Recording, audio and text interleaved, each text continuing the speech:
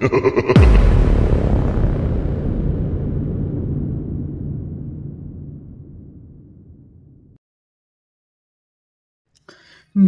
दोस्तों, एक बार फिर से स्वागत है आपका हमारे हॉरर पॉडकास्ट शो में, जहां पर हम लोग सुनते हैं एक से बढ़कर एक सच्ची घटना पर आधारित डरावनी कहानियां। तो चलिए, जो आज की कहानी है वह है हमजाद की। एक हमजाद किस प्रकार एक व्यापारी को अपने झांसे में लेता है और उसे किस किस प्रकार से डराता है, आज हम इस कहानी में जानने वाले हैं। तो देर न करते हुए कहानी को शुरू करते हैं। और यह कहानी एक आप बीती है, तो हम इस कहानी को रघुवीर, जो कि हमजाद का शिकार होता है, उसी की जुबान से सुनेंगे, ताकि इस हॉरर पॉडकास्ट शो का आपको बेस्ट एक्सपीरियंस मिल सके। तो चलिए कहानी को शुरुआत करते हैं। नमस्कार दोस्तों, मेरा नाम रघुवीर है। मैं एक सफल व्यापारी हूँ जिसने अपने परिश्रम से अपनी पहचान बनाई थी। मेरा जीवन व्यस्त और उद्देश्यपूर्ण था। परिवार में मेरी पत्नी और 2 बच्चे थे जो मेरे जीवन की धुरी थे। व्यापार के सिलसिले में मुझे अक्सर लंबी यात्राएं करनी पड़ती थी, लेकिन वह यात्रा जिसने मेरे जीवन को बदल दिया मेरी कल्पना से भी परे था। उस दिन मैं अपने गोदाम से सामान लेकर एक दूसरे यानी दूर के गांव में अपने पुराने ग्राहक के पास जा रहा था। वह सर्दियों की शुरुआत का समय था। दिन छोटे हो गए थे और शाम जल्दी ढल रही थी। आसमान में काले बादल छाए हुए थे और हवा में हल्की सी ठंडक थी। गाड़ी में सामान लदा हुआ था। मैंने रास्ते के लिए कुछ खाने पीने का सामान भी रख लिया था। मेरे पास एक रेडियो था जो उस समय मेरा एकमात्र साथी था। मैंने रेडियो चालू किया, लेकिन आवाज़ साफ नहीं आ रही थी। रास्ता सुनसान था। सड़क के दोनों ओर घने जंगल थे। कभी कभी हवा के झोंकों से पेड़ों की शाखाएं हिलती और ऐसा लगता जैसे कोई छाया वहां से गुजर रही हो। करीब 3 घंटे की यात्रा के बाद जब मैं एक सुनसान इलाके से गुजर रहा था, तभी मेरी गाड़ी अचानक झटके के साथ रुक गई। मुझे लगा कि शायद गाड़ी के पहिए में कोई समस्या हो गई है। बाहर उतर कर देखा तो पाया कि पिछले पहिए में कोई बड़ी खराबी हो गई है। मैंने अपना औजार निकाला और पहिया ठीक करने की कोशिश की, लेकिन अंधेरा और बारिश और भी बढ़ती ठंड के कारण यह काम मुश्किल हो रहा था। गाड़ी के पास खड़े होकर मैंने चारों ओर नजर दौड़ाई। आसपास कहीं कोई घर, दुकान या मदद का साधन नहीं दिख रहा था। अचानक दूर अंधेरे में एक हल्की सी रोशनी दिखाई दी। रोशनी की ओर बढ़ते हुए मुझे अजीब सा डर लग रहा था। रास्ता कच्चा और ऊबड़ खाबड़ था। जैसे जैसे मैं नज़दीक पहुंचा, मैंने देखा कि एक बूढ़ा व्यक्ति लालटेन लिए खड़ा था। उसकी आंखें असामान्य रूप से चमकदार थीं और उसकी उपस्थिति में कुछ ऐसा लग रहा था जो सामान्य नहीं था। उसने मुझसे धीमी और गहरी आवाज में पूछा, तुम कौन हो? इस सुनसान जगह पे क्या कर रहे हो? मैंने उसे अपनी परेशानी बताई। उसने मेरी बात ध्यान से सुनी और कहा, यह जगह खतरनाक है। रात में यहाँ रुकना ठीक नहीं है। तुम्हारी गाड़ी अब ठीक नहीं होगी। अगर चाहो तो रात मेरे घर बिता लो। सुबह मैं तुम्हारी मदद करूँगा। उस वक्त मुझे उसकी बात मानने के अलावा कोई विकल्प नज़र नहीं आ रहा था। उस अजनबी बूढ़े व्यक्ति के साथ मैं झोपड़ी की ओर बढ़ा। रास्ता कच्चा और घना था, जैसे वह जंगल कभी खत्म न होगा। हवा में एक अजीब सी ठंडक थी। जो मेरी हड्डियों तक पहुंच रही थी। बारिश धीरे धीरे तेज हो रही थी और घने पेड़ों के बीच से बूढ़ी की लालटेन की रोशनी ही मुझे आगे बढ़ने का साहस दे रही थी। बूढ़ा बिना किसी शब्द के आगे आगे चल रहा था। उसकी चाल धीमी थी लेकिन स्थिर थी। उसके पैर जमीन को छूते भी हैं या नहीं, इस बात का मुझे भरोसा नहीं था। कभी कभी तो ऐसा एहसास होता कि वह हवा में सरकता हुआ जा रहा है। मैं लगातार अपने अंदर एक घबराहट महसूस कर रहा था, लेकिन मैं उसे नज़रअंदाज करने की कोशिश कर रहा था। करीब आधे घंटे बाद हम एक छोटी सी झोपड़ी के पास पहुंचे। झोपड़ी लकड़ी की बनी थी और उसकी दीवार पर काई जमी हुई थी। छत से पानी टपक रहा था और एक कोने में सूखी लकड़ियां रखी हुई थी।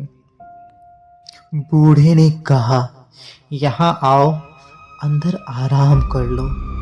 उसकी आवाज़ गहरी और अजीब थी, जैसे उसकी बातों में कोई छिपा हुआ रहस्य हो। मैंने झोपड़ी के अंदर कदम रखा। अंदर का माहौल बाहरी दुनिया से बिल्कुल अलग था। झोपड़ी के अंदर गहरी नीरसता थी और हर कोने में एक रहस्यमय सन्नाटा छुपा हुआ था। दीवारों पर विचित्र चित्र बनाए हुए गए थे। वे चित्र इंसानों और जानवरों के मिश्रण से बनाए गए दिख रहे होते हैं। एक कोने में एक काले रंग की मोटी किताब रखी हुई थी। उसकी जिल्द इतनी पुरानी थी कि उसे छूते ही वह टूटने वाली लग रही हो, ऐसा मुझे लगा। किताब पर अजीब से निशान और चिन्ह बने हुए थे जो मैंने आज तक कभी भी नहीं देखे होते हैं। मैंने बूढ़े व्यक्ति से पूछा, यह किताब क्या है और यह किताब ऐसी क्यों है? बूढ़े ने मेरी ओर गहरी नजरों से देखा और कहा, यह किताब साधारण नहीं है। यह उन रहस्यों को समेटे हुए है जिन्हें जानने की ताकत हर किसी में नहीं होती है। लेकिन तुम्हें इसकी चिंता करने की जरूरत नहीं है। उसकी बातें सुनकर मेरा दिल अब तेजी तेजी से धड़कने लगा था। झोपड़ी में एक छोटी सी लकड़ी की मेज थी जिस पर एक लालटेन और पुराने कागज रखे हुए थे। मेज के पास एक पुराना बिस्तर था जिस पर धूल जमी हुई थी। झोपड़ी के कोने कोने में मकड़ियों के जाले बने हुए थे। मुझे ऐसा महसूस हो रहा था जैसे दीवारों पर बनी आकृतियां कुछ बोलने को कोशिश कर रही हों। उनमें से कुछ आकृतियां मुझे घूर रही हों। झोपड़ी के अंदर की हवा ठंडी थी, लेकिन उसमें एक अजीब सी गंध थी, जैसे कुछ सड़ा हुआ मांस का। बूढ़े ने बिस्तर की ओर इशारा करते हुए कहा, यहाँ आराम करो, सुबह तक सब ठीक हो जाएगा। मैं थका हुआ था, इसलिए मैं बिस्तर पर लेट गया, लेकिन नींद मुझसे कोसों दूर थी। झोपड़ी की दीवारों से कभी कभी अजीब सी आवाजें आती। ऐसा लगता जैसे कोई धीमे स्वर में फुसफुसा रहा हो। तभी मैं महसूस करने लगा कि झोपड़ी की दीवारें अजीब तरीके से हिल रही हो। मैंने अपनी आंखें बंद करने की कोशिश की, लेकिन मेरे कानों में किसी के बुदबुदाने की आवाज साफ साफ सुनाई दे रही थी। मैंने डरते हुए सोचा, यह सब क्या हो रहा है? मैं कहाँ आ गया हूँ? थोड़ी देर बाद मैंने बूढ़े व्यक्ति को देखा। वह झोपड़ी के एक कोने में बैठा हुआ था और उस पुरानी किताब के पन्ने को पलट रहा था। वह किसी अनजानी भाषा में मंत्र जैसा कुछ पढ़ रहा था। उसकी आवाज़ धीमी थी लेकिन उसमें एक अजीब सी गूंज थी। उसकी आंखों में वही चमक थी जो मैंने पहली बार देखी थी। मैंने उसे टोकने की हिम्मत की और बोला, यह सब क्या है और आप यह क्या कर रहे हैं? बूढ़ी ने बिना मेरी ओर देखे कहा, यह तुम्हारे भले के लिए है, अब चुपचाप सो जाओ। काफी देर तक मैं खुद को शांत करने की कोशिश में ही जद्दोजहद करता रहा। आखिरकार मैं थकावट के कारण सो गया, लेकिन मेरी नींद में एक भयानक सपना आया। सपने में मैंने देखा कि मैं उसी झोपड़ी में हूँ, लेकिन झोपड़ी की दीवारें अब मानो जीवित होती नजर आ रही थी और उसमें बनी आकृतियां मुझे गुस्से से देख रही हो और वह मुझसे कह रही हो, तुम यहाँ क्यों आए हो? तुमने एक बड़ी गलती की है और हो सकता है अब तुम्हें इसका खामियाजा भी भुगतना पड़े। यह सुनते ही मैंने झोपड़ी से बाहर भागने की कोशिश की, लेकिन दरवाजा अपने आप बंद हो गया। तभी बूढ़ा व्यक्ति मेरे सामने अचानक से आ गया, लेकिन वह अब बूढ़ा नहीं था। उसकी आंखें अजीब गहरी रहस्यमयी दिख रही थीं। उसका चेहरा बहुत ही भयानक हो चुका था। ऐसा मैं देख ही रहा था, तभी मैं सपने से जाग गया और उस समय मेरी सांसें बहुत तेजी से चल रही होती हैं।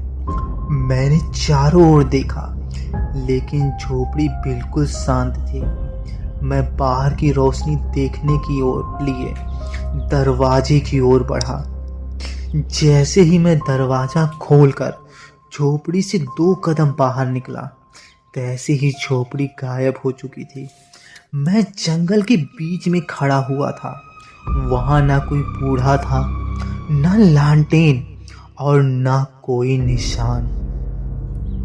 यह सब एक सपना था या सच, मैं तय नहीं कर पा रहा था, लेकिन जो भी था उसने मेरे दिल और दिमाग पर गहरा असर डाला। मैंने किसी तरह उस भयावह रात को झेला और अपने घर लौट आया, लेकिन वह झोपड़ी, बूढ़ा आदमी और उस रात के अनुभव मेरी आत्मा पर किसी गहरे घाव की तरह दर्ज हो चुके थे। घर लौटने पर मैंने राहत की सांस ली। मुझे लगा कि अब सब कुछ सामान्य हो जाएगा, लेकिन मैं गलत था। पहले दिन तो सब सामान्य था। घर में मेरे बच्चे खेल रहे थे, मेरी पत्नी रसोई में खाना बना रही थी और मैं अपने कमरे में बैठा व्यापार के कागजों को जांच कर रहा था। लेकिन दूसरे दिन से ही अजीब सी घटनाएं शुरू हो गई। उस रात जब लोग सोने चले गए थे, मैंने अपने कमरे में बैठा कुछ लिखने की कोशिश कर रहा था, लेकिन मेरी कलम रुक रुक कर चल रही थी, जैसे किसी अदृश्य शक्ति ने उसे पकड़ रखा हो। अचानक घर के एक कोने से धीमी धीमी फुसफुसाने की आवाज आने लगी। मैंने ध्यान से सुनने की कोशिश की। आवाज अस्पष्ट नहीं थी, लेकिन उसमें मेरे नाम का जिक्र हो रहा हो, मानो कोई मेरा नाम बहुत धीरे धीरे स्वर में पुकार रहा हो। यह सुनकर मेरी रीढ़ में एक सिहरन दौड़ गई। मैंने सोचा कि शायद यह मेरा वहम है। मैंने पानी पीने के लिए रसोई में गया, लेकिन जैसे ही मैं रसोई के पास पहुंचा, मुझे लगा कि वहां कोई खड़ा है। मैंने तुरंत लाइट ऑन कर दी, लेकिन वहां कोई भी नहीं दिखाई देता है। अगले दिन सुबह मेरे दोनों बच्चे हमेशा की तरह खेलने में व्यस्त थे, लेकिन मेरी बेटी, जो हमेशा मुस्कुराती रहती थी, अचानक ही गंभीर हो गई। उसने कहा, पापा, रात को मेरे कमरे में कोई आया था। मैंने पूछा, कौन आया था? क्या सपना देखा था आपने?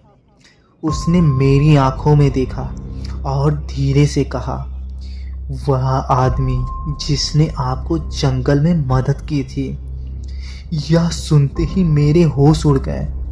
मैंने उससे और कुछ पूछने की कोशिश की, लेकिन वह कुछ नहीं बोली।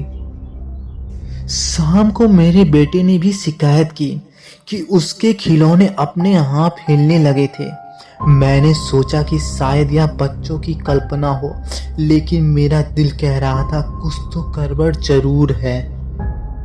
उसी रात घर का मुख्य दरवाजा अपने आप खोलने और बंद होने लगा। हवा चल रही थी, लेकिन इतनी तेज नहीं कि दरवाजा इस तरह खुद ब खुद खुलने और बंद होने लगे। मैंने दरवाजे को बंद किया और उसमें ताला लगा दिया। जैसे ही मैं मुड़ा, दरवाजे पर जोर से किसी ने दस्तक दी। मैं चिल्लाकर पूछा, कौन है? कौन है? जवाब दो। लेकिन उधर से कोई भी उत्तर नहीं आता है। डरते डरते मैंने दरवाज़ा खोला, लेकिन हर बार की तरह मुझे सिर्फ और सिर्फ अंधेरा ही दिखाई देता है।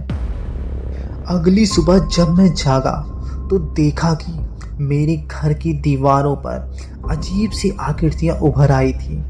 ये वही आकृतियाँ थी जो मैंने उस झोपड़ी में देखी थी। मैंने अपनी पत्नी को यह दिखाया, लेकिन तब तक वह आकृतियाँ गायब हो चुकी थीं। उस दिन दोपहर में मेरी पत्नी रसोई में खाना बना रही थी। अचानक गैस का चूल्हा खुद ब खुद बंद हो गया। उसने लाइटर से उसे जलाने की कोशिश की, लेकिन गैस जलने के बजाय एक तेज धमाके की आवाज़ के साथ बुझ गई। रसोई की खिड़की पर एक काली परछाई दिखी। मेरी पत्नी चीख पड़ी। मैं दौड़कर वहां पहुंचा, लेकिन खिड़की के बाहर इस बार भी कुछ नहीं होता है। अब यह घटनाएं बहुत ही बढ़ती जा रही थी। रात में मैं अपने कमरे में सोने की कोशिश कर रहा था, तभी मुझे लगा कि कोई मेरे पास खड़ा है। मैंने आंखें खोली, लेकिन वहाँ कोई नहीं था। फिर बिस्तर के किनारे पर हल्की सी हरकत महसूस हुई, जैसे कोई बैठा हो। मैंने तुरंत लाइट ऑन की, लेकिन कोई भी नहीं होता है। तभी दीवार की ओर एक परछाई उभर कर आती है, जो इंसानों की तरह थी, लेकिन मानो वह मुझे देखकर एक भयानक मुस्कान ले रही हो और मुझ पे हंस रही हो।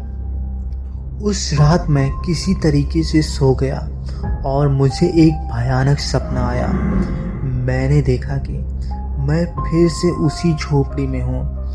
बूढ़ा आदमी मेरे सामने खड़ा है, लेकिन उसका चेहरा उस बार की तरह ही भयानक दिख रहा था।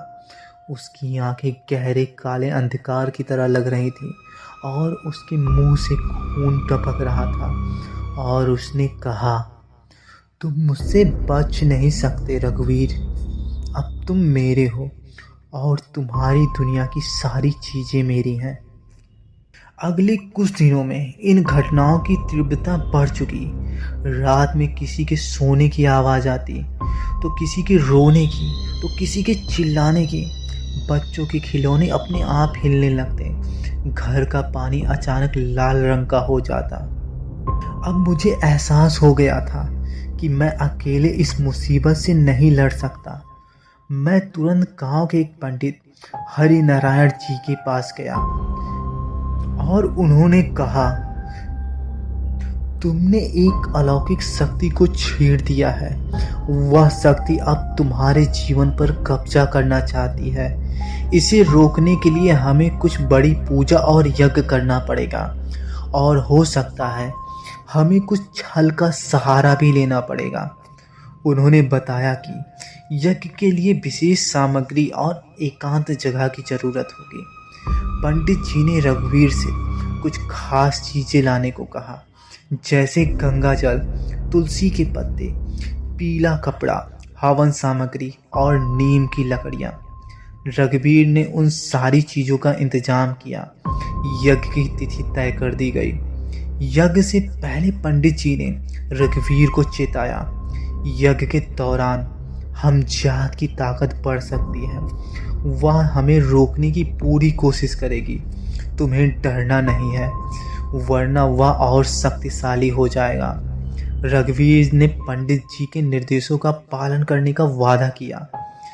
यज्ञ से पहली रात हमजाद ने रघुवीर को अपने सामने फिर से प्रकट किए।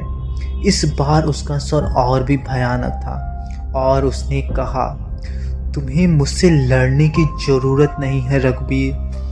मैं तुम्हें वह सब कुछ दे सकता हूँ जो तुमने कभी चाहा है, धन, शक्ति, अमरता। बस तुम्हें मेरी सेवा करनी होगी। रघुवीर ने सपने में जवाब दिया, मैं तुम्हारे लिए कुछ नहीं करूँगा, मेरे परिवार को अकेला छोड़ दो। यह सुनते ही वह हमजाद ठहाका मारकर हंसा और बोला, तुम्हारे पास ज्यादा समय नहीं है। मुझे रोकने की कोशिश करना तुम्हारे लिए घातक होगा। अगली रात पंडित जी ने यज्ञ शुरू किया। उन्होंने घर के चारों कोनों में गंगा जल छिड़का और हर कोने में दीपक जलाए। यज्ञ कुंड के चारों ओर मंत्रोच्चारण गूंजने लगा। जैसे ही यज्ञ शुरू हुआ, घर की दीवारें अजीब तरीके से कांपने लगी। हमजाद की गूंजती हुई आवाज़ सुनाई दी, तुम्हें लगता है कि यह यज्ञ मुझे रोक सकता है? तुमने मुझे बुलाया है और अब मैं तुम्हारी आत्मा का हिस्सा हूँ। यज्ञ के दौरान घर में चीजें इधर उधर उड़ने लगी। खिड़कियां खुद ब खुद खुलने और बंद होने लगी। पंडित जी ने रघुवीर से कहा, डरो मत, मंत्र उच्चारण जारी रखो। हमजाद की शक्ति कमजोर हो रही है। रघुवीर ने पूरी ताकत से मंत्र उसका पढ़ना शुरू रखा। घर के अंदर अचानक एक हवा का तेज झोंका आया और हमजाद की परछाई यज्ञ कुंड के पास प्रकट हुई। हमजाद ने रघुवीर की ओर इशारा करते हुए कहा, तुम मुझे नहीं हरा सकते। मैं तुम्हारे अंदर का अंधकार हूँ। अब मैं तुम्हारा हिस्सा हूँ। तुम चाह के भी मुझसे दूर नहीं जा सकते। और ऐसा कहते ही वह गायब हो गया। और जैसे ही वह गायब हुआ, तभी अचानक से पंडित जी चिल्लाने लगे, मानो उनका गला कोई दबा रहा हो। और कुछ ही देर में पंडित जी की तड़प तड़प कर वही मौत हो जाती है। और इस तरह से मैंने कई तरह की विधियां अपनाई, लेकिन आज भी मैं उस हमजाद से अपना पीछा नहीं छुड़ा पाया। आज भी मुझे रातों में वह दिखता है। मेरे आसपास एक अजीब सी आवाज़ सुनाई देती है। मैं हमेशा भय के साए में रहता हूँ। तो दोस्तों, यह कहानी थी रघुवीर की। उम्मीद करते हैं यह कहानी आपको बहुत पसंद आई होगी। अगर कहानी पसंद आए तो एक लाइक तो बनता ही है, और वीडियो में कमेंट करके आप ज़रूर बताएं मुझे कि आप किस सिटी से मेरे वीडियो को देख रहे हैं। फिलहाल कहानी सुनने के लिए बहुत बहुत धन्यवाद।